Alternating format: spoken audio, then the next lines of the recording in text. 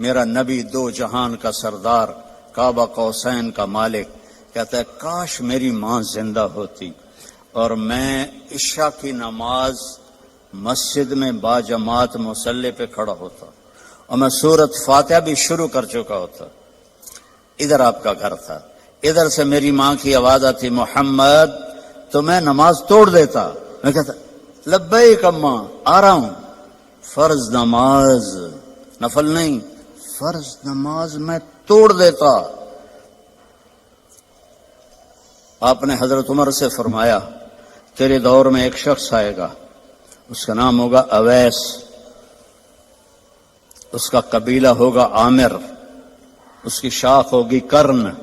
جب وہ آئے تو اور علی اس سے دعا کروانا. کہنے کہ یا رسول اللہ وہ کیا کرتا ہے وہ جو ہم دعا کروائیں؟ کہ اس نے ماں کی ایسی خدمت کی ہے کہ اللہ اس سے راضی ہو گیا ہے اور وہ جس چیز کے لیے ہاتھ اٹھاتا ہے اللہ پورا کر دیتا ہے. تو حضرت عمر حج پر اعلان کرتے بھائی کوئی اویس کوئی اویس. کئی سال گزر گئے تو آخر ایک سال آپ نے سارے حاجیوں کو اکٹھا کیا اور کہا بھائی یمنی کھڑے رہو باقی بیٹھ جاؤ. تو یہ سارے بیٹھ گئے، یمنی کھڑے رہے. پھر آپ نے فرمایا عامر قبیلے والے کھڑے رہو باقی بیٹھ جاؤ. سارے بیٹھ گئے، تھوڑے سے کھڑے رہ گئے. پھر آپ نے فرمایا کرن کی شاخ والے کھڑے رہو باقی بیٹھ جاؤ. تو ایک آدمی کھڑا ہوا. آپ نے فرمایا تم کرنی ہو؟ کچھ اویس کو جانتے ہو؟ ہاں. تمہارا کیا لگتا ہے؟ کہ میرا بھتیجا ہے، سگا بھتیجا ہے، پر وہ تو ہلا ہوا ہے، کریک ہے، آپ اس کا کیوں پوچھ رہے ہیں؟ تو حضرت عمر کی آنکھوں میں آنسو آ گئے. کہ کریک وہ نہیں، کریک تو ہے، یہ بتا ہے کہاں؟ کہا ہم نے اس کو اونٹ چرانے کے لیے بھیجا ہے عرفات کی طرف. تو آپ نے حضرت علی کو ساتھ لیا اور بھاگم بھاگ اونٹ پر عرفات پہنچے. تو دیکھا ایک درمیانے، آپ نے یہ بھی فرمایا اس کا قد ہوگا درمیانہ، اس کا رنگ ہوگا سیاہ، اس کو ہوئی ہوگی وہ برس کی بیماری جو کالا چٹا آدمی ہو جاتا ہے، وہ ٹھیک ہو گئی ہے لیکن کمر پہ ابھی بھی ایک سفید داغ ہے اس کا. اتنی نشانیاں بتائیں. تو جب یہ دونوں حضرات پہنچے تو دیکھا تو وہ اویس ایک درخت کے نیچے نماز پڑھ رہے تھے اور اونٹ چل رہے تھے. یہ دونوں بیٹھ گئے پاس. اب یہ جب انہوں نے اویس کرنے نے دیکھ لیا بھئی دو آدمیاں ہیں تو انہوں نے نماز اپنی شارٹ کر دی اور سلام پھیرا. تو حضرت عمر نے پوچھا کون ہو؟ کہنے لگے مزدور ہوں، مزدوری کرتا ہوں. کہ تمہارا نام کیا ہے؟ کہا اللہ کا بندہ ہوں. آپ نے فرمایا بھائی جو نام تیری ماں نے رکھا ہے وہ کیا ہے؟ اب وہ تو پہلی دفعہ حج پہ آئے تھے، نہ عمر کو جانتے نہ علی کو. وہ کہنے کہ بھائی تم کون ہو میری تفتیش کرنے والے؟ تو حضرت علی بولے یہ امیر المومنین عمر ہیں، میں علی ہوں. پھر وہ کانپنے لگے. حضور مجھ سے گستاخی ہو گئی، میں نے پہلے آپ کو کبھی دیکھا نہیں، مجھے معاف کر دیں. حضرت عمر نے فرمایا ہاتھ اٹھا. کہنے کہ میں آپ کے لیے، آپ میرے لیے ہاتھ اٹھائیں؟ کہ نہیں، ہمیں ہمارے نبی نے فرمایا تھا کہ اویس آئے گا، وہ جب ہاتھ اٹھاتا ہے تو کبھی خالی نہیں آتے کہ اس نے ماں کی خدمت کر کے وہ مقام پایا ہے. نہ جہاد سے، نہ روزوں سے، نہ حج سے، نہ زکوٰۃ سے، نہ نفلوں سے، نہ ذکر سے، نہ تلاوت سے، نہ سخاوت سے، ماں کی خدمت سے. اور ایک اور حدیث سناتا ہوں. جب جنتی جنت میں جائیں گے نا اور جنت کے دروازے کے قریب ہوں گے تو اللہ تعالیٰ فرمائے گا سارے چلے جاؤ، اویس کو روک دو. تو وہ گھبرا جائیں گے تو کہیں گے یا اللہ مجھے کیوں روکا ہے؟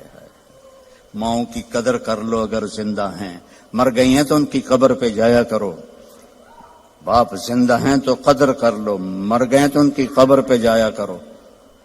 تو اللہ فرمائیں گے اویس پیچھے دیکھو. جو پیچھے دیکھیں گے تو جہنم کے لوگ ایمان والے جو جہنم میں ہیں، تو اللہ تعالیٰ فرمائیں گے اپنی انگلی کو پھیرتا جا، جدھر جدھر تیری انگلی پھرے گی تیرے تو فیل سب کو جنت میں ڈال دوں گا جو تو نے ماں کی خدمت کی. نوجوان لڑکے لڑکیوں سے کہتا ہوں، اپنی ماؤں کی قدر کرو، اپنے والدین کی قدر کرو۔ خاوند اور بیوی سے کہتا ہوں، ایک دوسرے کو عزت دو، چپ رہنا سیکھو۔ اگر میں گرم ہوتا ہوں تو بیوی چپ ہو جائے، بیوی گرم ہوتی ہے تو میں چپ ہو جاؤں، تھوڑی دیر میں محبت قائم ہو جائے گی۔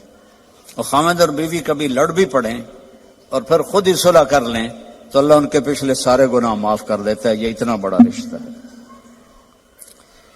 تو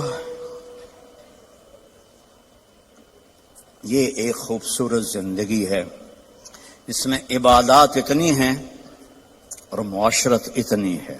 بولنا کیسے ہے، صبر کیسے کرنا ہے، معاف کیسے کرنا ہے، درگزر کیسے کرنا ہے، اپنے آپ کو کیسے جھکانا ہے۔ تو میرے بھائی بہنوں، اللہ کی قسم، زندگی کا حسن نہ بڑے گھر میں ہے، نہ بڑی گاڑی میں ہے، نہ زیورات میں ہے، نہ بڑے عہدوں میں ہے۔ زندگی کا حسن نبی کی زندگی کو اپنانے میں ہے، کیونکہ زندگی اندر ہے، باہر نہیں ہے، اندر ہے۔ اندر میں نہ گاڑی، نہ رولز رائس جاتی ہے، نہ سزوکی جاتی ہے۔ اندر میں نہ ہیرا جاتا ہے، نہ موتی جاتا ہے۔ اندر میں تو محبت جاتی ہے، سلوک جاتا ہے، وہ زندگی کو پانی دیتا ہے۔ تو اس کے ارادے کرو۔ جو آپس میں لڑے ہوئے ہیں سب صلح کر کے اٹھو، معاف کر کے اٹھو۔ بھائی بہن لڑے ہوئے ہیں، مجھے ابھی پاکستان سے فون آیا ایک بچی کا، وہ حسب حال میں کام کرتی تھی، ناجیہ بیگ، اس کا مجھے فون آیا کہ جی میرا بھائی مجھ سے ناراض ہوا ہے اور اس نے میرا نمبر بھی بلاک کر دیا ہے اور مجھے اپنی ماں سے بھی نہیں ملنے دیتا، میری ماں بیمار ہے، آپ سے دعا کروانا چاہتی ہوں۔ کہ ماں سے بھی کوئی روکتا ہے، سگا بھائی ہو کر روک رہا ہے۔ بس تو یہ بد اخلاقی یہاں تک چلی جاتی کہ دل پتھر بن جاتے ہیں۔ تو یہ بہت بڑا میں آپ کو پیغام دے کے جا رہا ہوں۔ 5 نمازیں، اور عورتوں کو تو 10 دن ویسے ہی معاف ہے نمازیں، نماز، روزہ، زکوٰۃ، حج، پیسے والے۔ باقی یہ کیا کرنا ہے؟ اپنے نبی کی زندگی پڑھو، اللہ کے واسطے پڑھو پڑھو پڑھو، قرآن پڑھو، قرآن پڑھو، اور معاف کرنا سیکھ لو،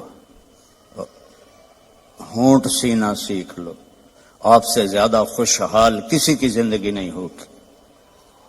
تو سارے بہن بھائی ارادہ کرتے ہو نا انشاءاللہ؟